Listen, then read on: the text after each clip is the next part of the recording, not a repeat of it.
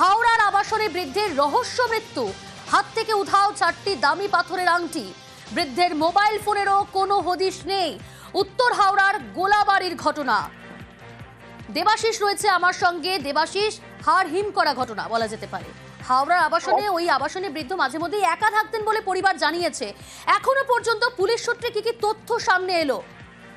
দেখো, এই রহস্য মৃত্যুতে একাধিক মিসিং লিঙ্ক রয়েছে। যে মিসিং লিঙ্ক খোঁজার চেষ্টা করছে হাওড়া সিটি পুলিশের গোলাবাড়ি থানা গোয়েন্দা বিভাগ এবং ফরেন্সিক দলকেও আজকে নিয়ে এসে ঘর পরীক্ষা করা হয়েছে। মূলত বৃহস্পতিবার এই অসীম দে, যিনি অন্যত্র থাকলেও তার গোলাবাড়ি এলাকায় একটি আবাসনে একটি ফ্ল্যাট রয়েছে, সেই ফ্ল্যাটে তিনি মাঝে মধ্যে একা থাকতে আসেন এবং বৃহস্পতিবার তিনি কিন্তু সেখানে আসেন এবং তারপরে তার সঙ্গে দেখা করতে এক ব্যক্তিও এসেছিলেন। সেরকমটাই কিন্তু প্রতিবেশী এবং পরিবার সূত্রে যেটা জানা গেছে, তারপর একজন দেখা করতে আসেন এবং তারপরে সে বেরিয়ে যায়। দীর্ঘক্ষণ শুক্রবার সকাল থেকে যখন তার ফোনে কোনো হদিশ পাওয়া যাচ্ছিল না। একাই থাকতেন? প্রতিবেশীরা কি বলছেন? কি করতেন এই বৃদ্ধ? দেখো, এখনো পর্যন্ত যেটা জানা গেছে, এই অসীম বাবু তিনি ব্যবসা করতেন এবং তার পাশাপাশি তার অন্যত্র পরিবারের একটি ফ্ল্যাট রয়েছে, সেখানেও থাকতেন এবং মাঝে মধ্যে সময় কাটাতে তিনি কিন্তু এখানে আসতেন এবং এক আধ দিন রাত কাটাতেন, একাই রাত কাটাতেন অসীম বাবু এই আবাসনে। এবং সেই কারণেই কিন্তু বৃহস্পতিবারও তিনি ঠিক একই কারণে এসেছিলেন এবং শুক্রবার ঘর থেকে তার নিথর দেহ উদ্ধার হয়। পরিবার যখন ফোনে তাকে যোগাযোগ করতে পারছিল না, তারপরে প্রতিবেশী এবং পুলিশকে খবর দেওয়া হয়। পুলিশ গিয়ে দরজা ভেঙে কার্যত সেই ব্যক্তিকে উদ্ধার করে এবং যেটা জানা যায় তাকে শ্বাসরোধ বা দম বন্ধ হয়ে তার মৃত্যু হয়েছে। পোস্টমর্টমের রিপোর্ট এখনো পুলিশ হাতে না পেলেও পুরো ঘটনা তদন্ত শুরু করেছে। কিভাবে এই আধিকারিকরা, একেবারেই তদন্তকারীরা। সঙ্গে থাকো দেবাশিস, এবার আপনাদের দেখাবো আবাসনের সিসি ক্যামেরার ফুটেজ আর সেই ফুটেজের রহস্য। কেন বলছি একটু দেখাই আপনাদের। বৃহস্পতিবার সন্ধে 6:17 নাগাদ ফ্ল্যাটে ঢোকেন বৃদ্ধ। দেখুন, লিফট থেকে বেরিয়ে লিফটের অপোজিটেই সেই ফ্ল্যাট, হাতে কালো ব্যাগ। 6:17, সন্ধে 6:17। কালো ব্যাগটা একটু লক্ষ্য করুন আপনারা। সেই কালো ব্যাগটা নিয়েই তিনি তার ঘরে ঢুকছেন, তালা খুলছেন এই মুহূর্তে। আমরা মার্ক করে দেখাচ্ছি এই সেই বৃদ্ধ যার মৃত্যু হয়েছে। লিফটের অপোজিটেই সেই ফ্ল্যাট, তালা খুলছে, তালা খুলে হাতে ওই কালো ব্যাগ, সেই কালো ব্যাগ সঙ্গে নিয়েই সন্ধে 6:17 নাগাদ তিনি ফ্ল্যাটে ঢোকেন। লিফট ব্যবহার করেই ফ্ল্যাটে ঢোকেন ওই বৃদ্ধ। আরো একটা সিসি ক্যামেরার ফুটেজ আমি দেখাচ্ছি। রাত 8:13 নাগাদ ওই একই ফ্ল্যাটে ঢোকেন এক ব্যক্তি। দেখছেন ওই ব্যক্তি রাত 8:13 নাগাদ। আরো একবার দেখাই আপনাদের ছবিটা। হাতে কি রয়েছে? একটা লাল রঙের ব্যাগ দেখাচ্ছি।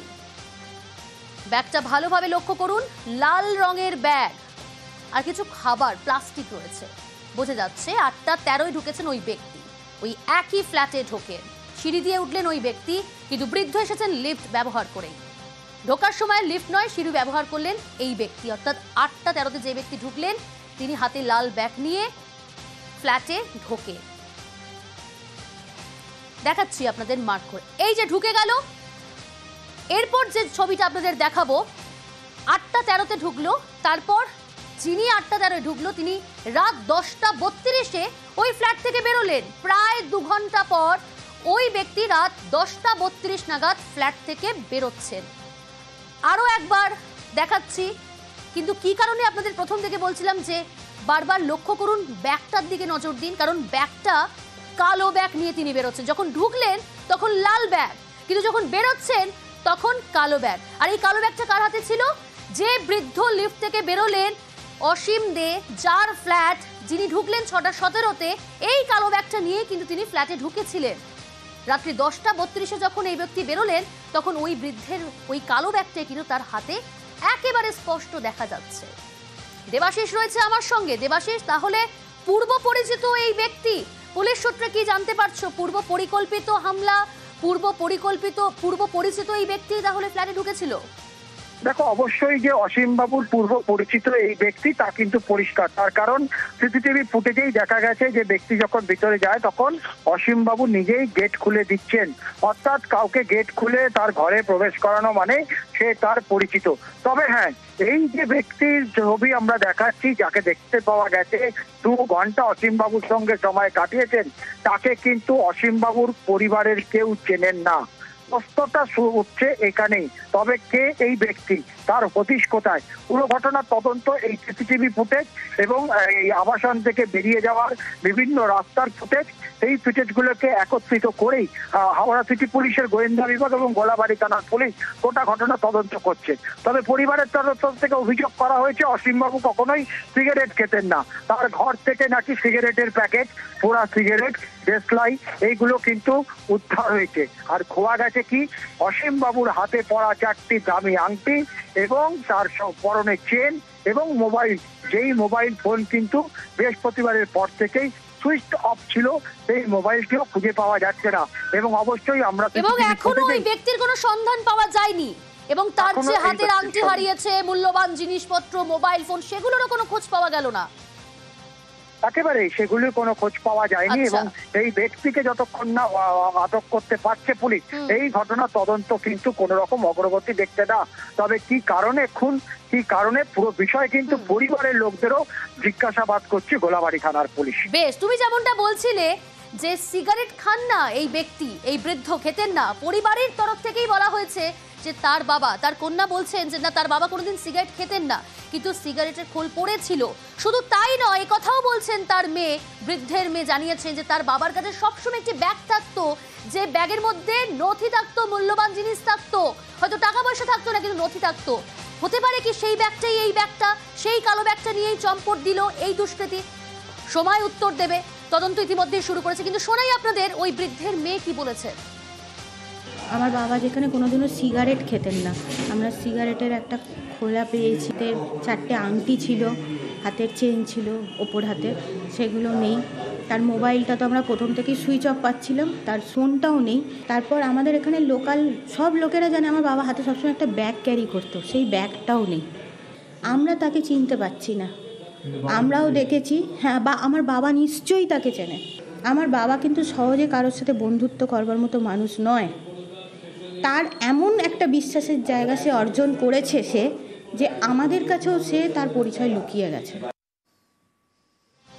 কলকাতা পুলিশের গোয়েন্দা বিভাগের জালে আরো এক প্রতারক। কি প্রতারণা করেছে? জমি বিক্রি করতে মৃতের নথি জাল। ভাবুন একবার। গ্রেফতার রাকিবুল ইসলাম। কিন্তু কিভাবে এই প্রতারক প্রতারণা করলো, কিভাবে পুলিশের জালে, আরো ডিটেল আপনাদের জানাবো। অমিত রয়েছে আমার সঙ্গে সরাসরি। অমিত, এই প্রতারক কিভাবে পুলিশের জালে? দেখো, রাকিবুল ইসলামকে কলকাতা পুলিশের গোয়েন্দা বিভাগ গ্রেপ্তার করেছে, তবে তার আরও এক সহযোগী যে মূলত এই জালিয়াতীয় প্রতারণার সঙ্গে যুক্ত, তার সন্ধানে কিন্তু বিভিন্ন জায়গাতে তল্লাশি অভিযান চালানো হচ্ছে। 2016 সালে মনোরঞ্জন সাহা নামে এক ব্যক্তি মারা যান এবং সেই মৃত ব্যক্তির নামে তা আধার কার্ড, প্যান কার্ড এবং অন্যান্য সচিত্র পরিচয়পত্র বানিয়ে ফেলেছেন এই রাকিবুল এবং তার সহযোগী। এবং শুধু তাই নয়, এই মৃত ব্যক্তির নামে থাকা জমিকে নিজেদের জমি বলে দাবি করে স্ট্যান্ড রোডের এক ব্যবসায়ীকে সেই জমি দেখানো হয় এবং সেই জমি তাদের কাছে, সেই ব্যক্তির কাছে বিক্রি করার প্রচেষ্টা চালাচ্ছিল, এমনটাই অভিযোগ। সেক্ষেত্রে 25 লক্ষ টাকা অগ্রিম দিয়েছিলেন ওই ব্যবসায়ী রাকিবুল এবং তার সহযোগীকে। এবং রেজিস্ট্রি করার সময় বিষয়টি সামনে আসে এবং নর্থপোর্ট থানাতে ওই ব্যবসায়ী অভিযোগ করেন রাকিবুল ও তার সহযোগীর বিরুদ্ধে যে 25 লক্ষ টাকা হাতিয়ে নেওয়া হয়েছে। এমনকি তাকে যে জমি দেখানো হয়েছিল সেই জমিটিও এই রাকিবুল বা ও তার সহযোগী নয়, এটি মৃত ব্যক্তি মনোরঞ্জন সাহার নামে থাকা জমি। মনোরঞ্জন সাহার নথি তারা পুরো বানিয়ে ফেলেছিলেন, আধার এবং ভোটার কার্ড এবং প্যান কার্ড সমস্ত কিছু তৈরি করে ফেলেছিলেন এবং এই মর্মে অভিযোগ হয়। সেই অভিযোগে তদন্ত শুরু করে কলকাতা পুলিশের অ্যান্টি চিটিং সেকশন, অর্থাৎ গোয়েন্দা বিভাগ তদন্ত শুরু করে। রাকিবুলকে ইতিমধ্যে গ্রেপ্তার করা হয়েছে। 23 সেপ্টেম্বর পর্যন্ত নিজেদের হেফাজতে নিয়েছে পুলিশ। সেক্ষেত্রে তার অপর সহযোগী, তার সন্ধান চালানো হচ্ছে কিভাবে এই আধার কার্ড, প্যান কার্ড কোথা থেকে তারা তৈরি করেছিলেন, কাদের মাধ্যমে তৈরি করা হয়েছে, সমস্ত তারা সন্ধান পেতে চাইছে কলকাতা পুলিশ। অন্যদিকে যে 25 লক্ষ টাকা যে দিয়েছিলেন, অর্থাৎ যিনি অভিযোগ করছেন বা অভিযোগকারী, তিনি যে 25 লক্ষ টাকা দিয়েছিলেন, সেই টাকা ব্যাংকের মাধ্যমে ট্রানজাকশন হয়েছিল। সেক্ষেত্রে ব্যাংক অ্যাকাউন্ট রাকিবুলের বলে প্রাথমিকভাবে তদন্ত উঠে এসছে। সেক্ষেত্রে 25 লক্ষ টাকা কিভাবে কোন খাতে খরচ হয়েছে বা সেই টাকার কোথায় কিভাবে তার লেনদেন হয়েছে, সমস্তটা এই মুহূর্তে তদন্তের আওতায় রয়েছে। সেক্ষেত্রে ব্যাংশাল কোর্টে পেশ করা হয়েছিল রাকিবুলকে এবং 23 সেপ্টেম্বর পর্যন্ত নিজেদের হেফাজতে নিয়েছে কলকাতা পুলিশের গোয়েন্দা বিভাগ। বেশ।